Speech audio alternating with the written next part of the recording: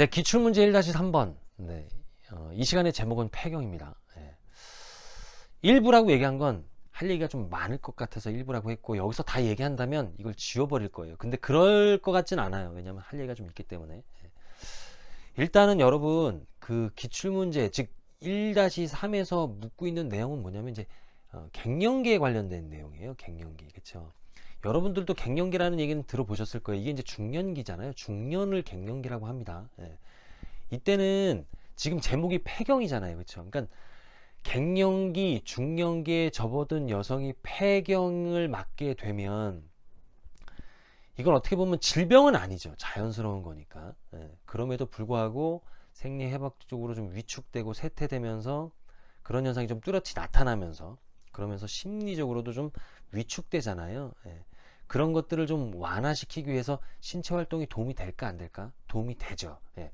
그런 말들을 하기 위해서 운동생리학 개관이라는 이 단원에 이 기출문제를 넣어봤다는 거예요. 지문에 그런 내용이 있기 때문에 신체 활동이 갱년기의 증상을 완화시키느냐 못하느냐 도움이 되냐 안 되냐 여러분들 생각은 어때요?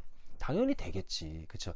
그런 당연한 얘기를 하자고 제가 지금 이 제목으로 여러분들이랑 공부하고 있는 건 아니잖아요. 예. 당연한 것도 물론 알아야 되지만 일단은 여러분 갱년기라고 하면 중년이라고 했는데 이 중년은 어떤 때냐면 일단 아기가 태어나면 영아라고 해요. 얘가 좀 자라면 이제 유아라고 하고 그 다음에 얘가 좀 자라면 아동이라고 합니다. 그 다음에 조금 더 자라면 이제 청소년기죠. 아 질풍노도의 시기지.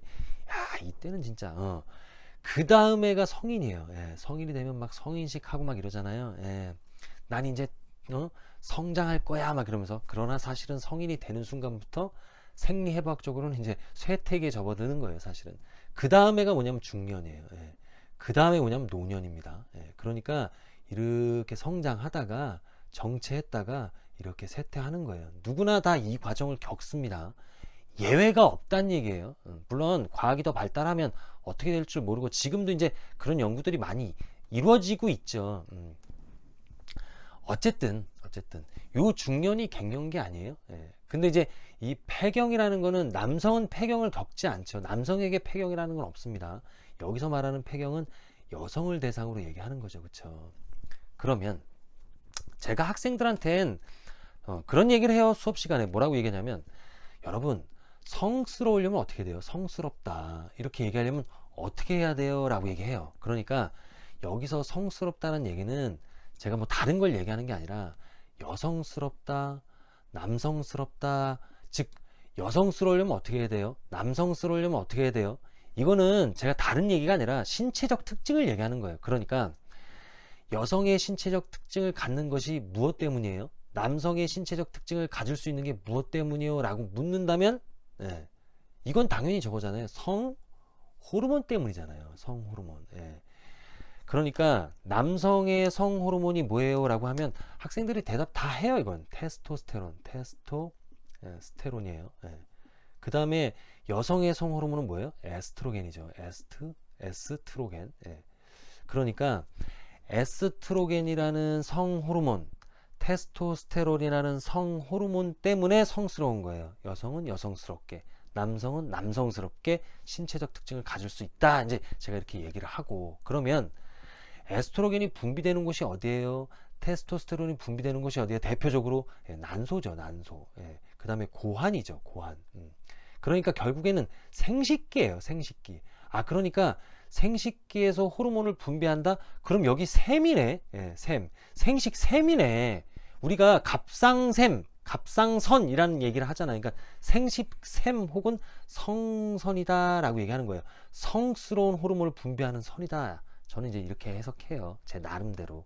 예, 그래서 난소와 고환에서 에스트로겐, 테스토스테론을 각각 분비하고 그게 성스럽게 만들어 준다라는 얘기를 하는 거예요. 자 그러면 난소가 예를 들어 지금 여성을 대상으로 얘기하니까 난소가 에스트로겐을 그냥 분비하겠냐고.